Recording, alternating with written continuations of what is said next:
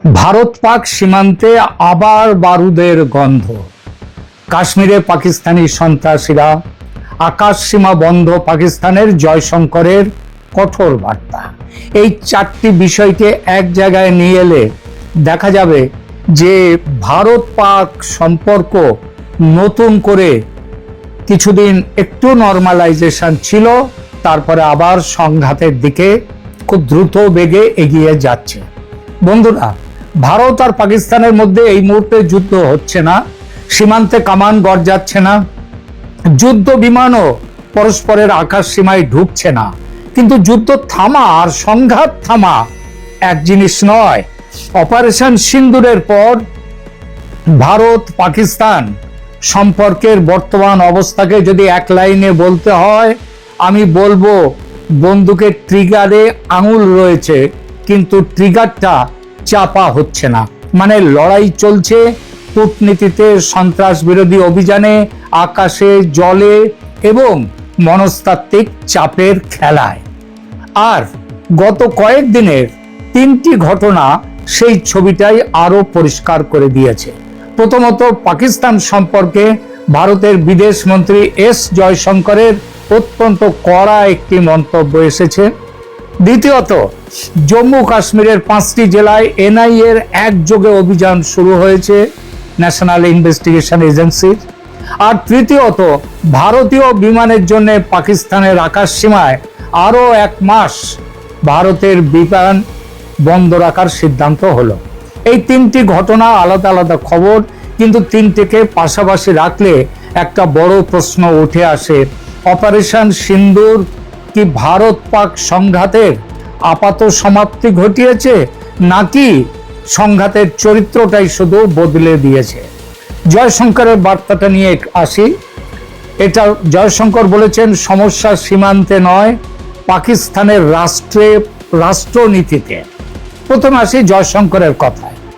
এই যে ইটি world leaders ফোরামে, সেখানে ইকোনমিক্স টাইমসের ওয়ার্ল্ড লিডার ফোরামে ভারতের বিদেশ মন্ত্রী পাকিস্তান সম্পর্কে যে ভাষা ব্যবহার করেছেন, সেটা নিছক কূটনৈতিক বাক্য বিনিময় নয়। তার বক্তব্যের সার কথা, পাকিস্তান দীর্ঘদিন ধরে ভারতের বিরুদ্ধে সিস্টেমেটিক অ্যান্ড সাস্টেইনড টেররিজম অর্থাৎ পরিকল্পিত ধারাবাহিক সন্ত্রাসবাদ চালিয়ে আসছে। তার মতে, এভাবে রাষ্ট্রীয় নীতির হাতিয়ার হিসেবে সন্ত্রাসবাদ ব্যবহারের ক্ষেত্রে পাকিস্তান প্রায় অনন্য। কথাটার তাৎপর্য বুঝুন। দিল্লি আসলে বলছে, ভারত পাকিস্তানের সমস্যাটা কোনো সীমান্ত বিবাদ নয়, কোনো একটা সরকারের সঙ্গেও সমস্যা নয়। ভারত বলছে না যেমন পাকিস্তানের এই জায়গাগুলো আমি দখল করব, কিংবা পাকিস্তানও বলছে না ভারতের এই জায়গাগুলো আমার, আমি সেগুলো নেব, এটা বলছে না। তাহলে কি কোনো সরকারের সঙ্গে সমস্যা নয়, সমস্যাটা পাকিস্তানের নীতির, বিশেষ করে ভারত নীতির কাঠামোর মধ্যে।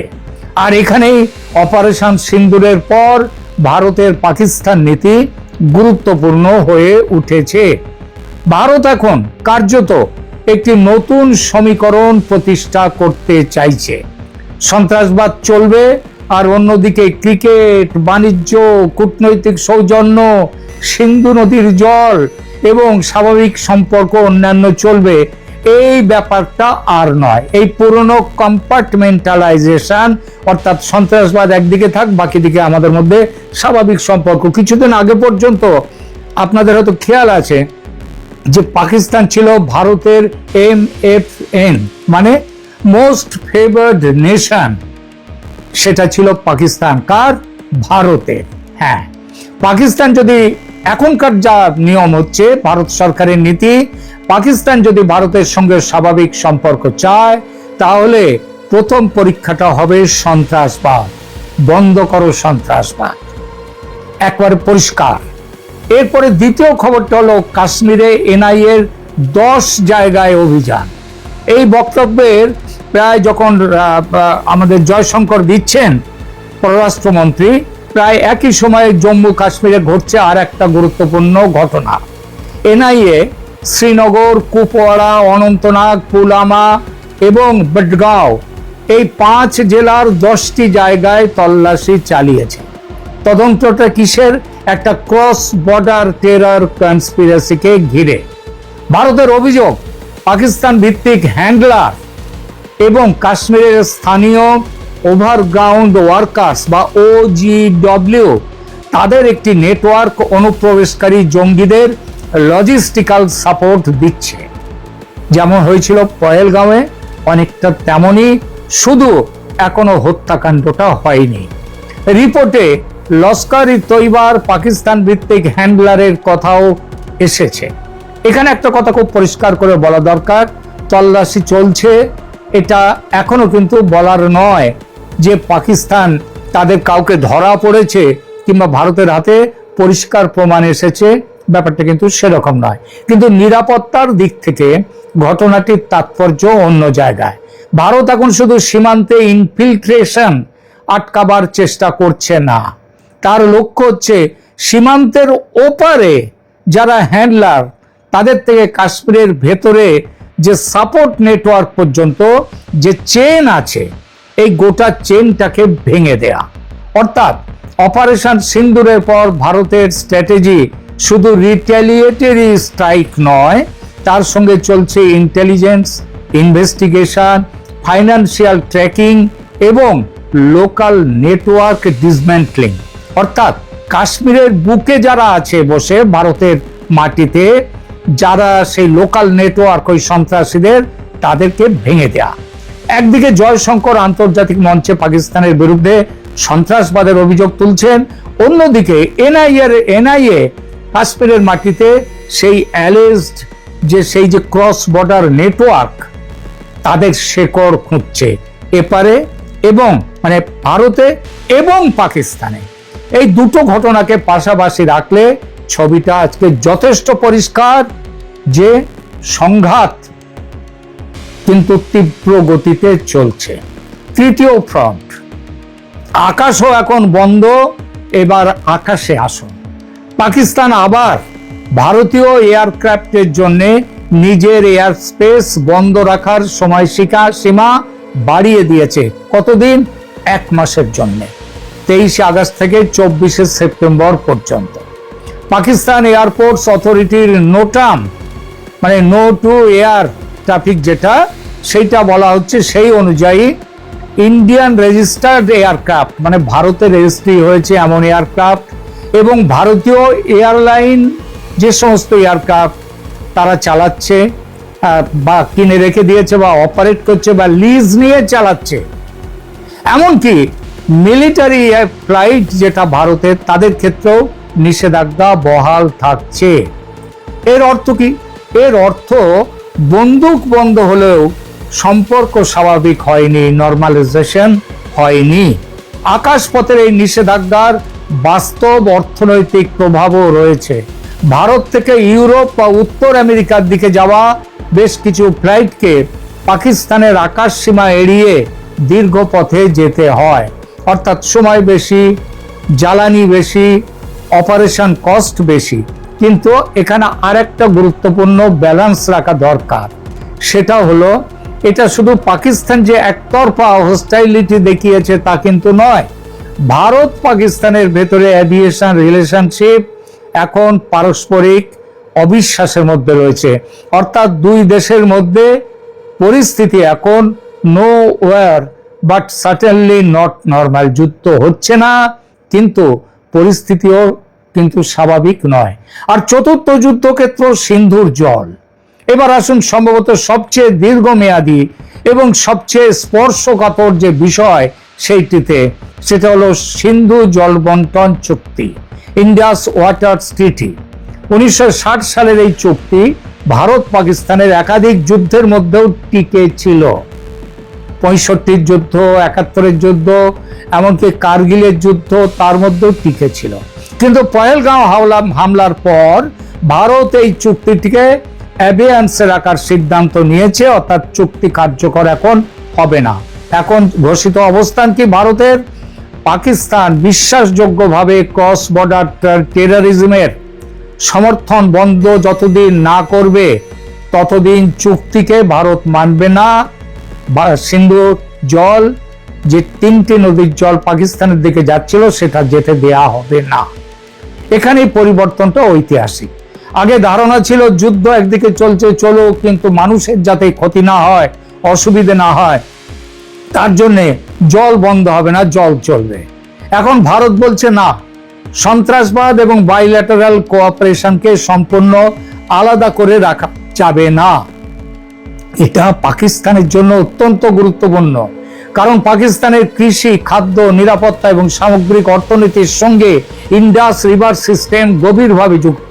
তবে এখানেও অতিরঞ্জন করা ঠিক হবে না। ভারত ইচ্ছে মতো আগামীকাল থেকেই পাকিস্তানের সব জল যে বন্ধ করে দিতে পারবে এমন নয়, কারণ সেই জলটা রাখার জন্য, বাড়তি জল রাখার জন্য বাঁধটা তো এখনো তৈরি হয়নি। আছে, বাঁধ আছে, কিন্তু যতটা বড় করে বাঁধ তৈরি করার দরকার সেটা এই মুহূর্তে তো হয়নি। সুতরাং প্রযুক্তিগত এবং বাস্তবিকভাবে সেটা সম্ভব নয় এই মুহূর্তে। কিন্তু ট্রিটি ফ্রেমওয়ার্ককে অ্যাবেয়ান্সে রাখা নিজেই বিশাল স্ট্র্যাটেজিক প্রেসার, অর্থাৎ কখন জল বেশি আসছে, জলের চাপ আসছে, কখন জল ছাড়বো, কখন জল বন্ধ করব, আগে এটা জানানো হতো, এখন এটা জানানো হবে না। অর্থাৎ সংঘাতের যে যুদ্ধক্ষেত্র সেটা শুধু লাইন অফ কন্ট্রোল নয়, আকাশ আছে, জল আছে, কূটনীতি আছে, অর্থনীতি আছে। তাহলে কি আবার যুদ্ধ আসছে? এটাই সবচেয়ে গুরুত্বপূর্ণ প্রশ্ন। আমার উত্তর হচ্ছে, এই মুহূর্তে নতুন যুদ্ধ যে আজকালের মধ্যে শুরু হবে এমন নির্ভরযোগ্য প্রমাণ নেই, এমন কথা শোনাও যাচ্ছে না। কিন্তু নতুন সংঘাতের সম্ভাবনাকে উড়িয়ে দেওয়াও যাবে না, কারণ ভারত পাকিস্তান সম্পর্কের সবচেয়ে বিপজ্জনক বৈশিষ্ট্য হলো অনেক সময় যুদ্ধ রাজনৈতিক সিদ্ধান্ত দিয়ে শুরু হয় না, হয় কোথায় একটা বড় নেটওয়ার্ক টেররিস্ট অ্যাটাক, একটা ভয়াবহ ইনফিল্ট্রেশন প্রচেষ্টা, একটা হাই ভ্যালু টার্গেটের উপরে হামলা, অথবা এমন কোনো ঘটনা যাতে ভারত মনে করে পাকিস্তান ভিত্তিক গোষ্ঠীর প্রত্যক্ষ যোগ রয়েছে। এবং এর যে কোনো একটা ঘটনা যদি ঘটে তাহলে যুদ্ধের সম্ভাবনা অনেক উপরে তুলে দিতে পারে। কিন্তু এদের থেকেও বড় কথা হচ্ছে, কয়েকদিন আগে সার্জিও গোর, যিনি আমেরিকার দক্ষিণ এবং মধ্য এশিয়ার তিনি ভারপ্রাপ্ত অফিসার, শুধু তাই নয়, যিনি ভারতে আমেরিকার রাষ্ট্রদূত, সেই সার্জিও গোর বলেছেন যে কাশ্মীরের ওপর ভারতের যে দখল, ভারতের যেটা দখল সেটা হচ্ছে ন্যায্য। অর্থাৎ ভারতের কাশ্মীর ভারতের অঙ্গ, এটা আমেরিকা মেনে নিল, এবং এটা মেনে নিল এই প্রথম। এবং এর বিরুদ্ধে পাকিস্তান কিন্তু অনেক কথার বোমা প্রতিবাদ সেগুলো কিন্তু শুরু করে দিয়েছে। এবং শুধু করে দেয়া নয়, আজকে যে 10 জায়গায় ভারতের এনআইএ তারা যে অপারেশন চালাচ্ছে, সন্ত্রাসীদের খুঁজতে চলেছে, তার পেছনেও কিন্তু আছে এই সার্জিও গোর। তিনি একদম স্পষ্ট ভাষায় কাশ্মীরের ব্যাপারে ভারতের অধিকারকে সমর্থন করেছেন, এবং এটা পাকিস্তান কখনো স্বাভাবিকভাবে মেনে নিতে পারবে না।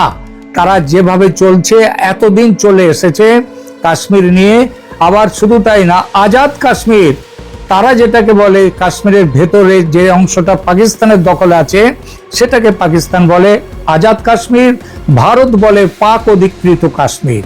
সেই কাশ্মীরের কাশ্মীরিরা তারাও পাকিস্তানের বিরুদ্ধে লড়াই শুরু করে দিয়েছে এবং বলছে তারা পাকিস্তানে থাকবে না, তারা সীমানা পেরিয়ে ভারতের সঙ্গে যুক্ত হতে চায়। এবং এই পরিস্থিতি যেখানটায়, সেখানে পাকিস্তান একেবারে যদি ঘাড় নিচু করে যদি শান্ত থাকে, তাহলে পাকিস্তানের এত দিনের রাজনীতি, যেখানে হাজার হাজার কোটি ডলার যেখানে খরচ করেছে সন্ত্রাসবাদের পেছনে, সেই সন্ত্রাসবাদের এবং সেই লড়াইয়ের অস্তিত্ব আর পাকিস্তানের থাকে না। পাকিস্তান অর্থনীতিগতভাবে তারা ভিখারি হয়ে গেছে, এবার রাজনীতিগতভাবেও পাকিস্তান ভিখারি হয়ে পড়ছে। সুতরাং এর থেকে বাঁচার একটাই মাত্র পথ তাদের সামনে, সেটা হলো কি, নিজেদের যে সম্মানকে উপরে তুলতে, যদিও সম্মান কিছু নেই কিন্তু তারা তো মনে করে তাদের অনেক সম্মান আছে, সেটার জন্যই ভারতের বিরুদ্ধে এমন একটা ঘটনা ঘটার যার প্রতিক্রিয়ায় ভারত লড়াইয়ে নেমে পড়বে। সুতরাং এই মুহূর্তে যুদ্ধ যে হবে খুব শিগগির মনে হচ্ছে না, কিন্তু হতে পারে, অন্তত পরিস্থিতি সেদিকেই যাচ্ছে।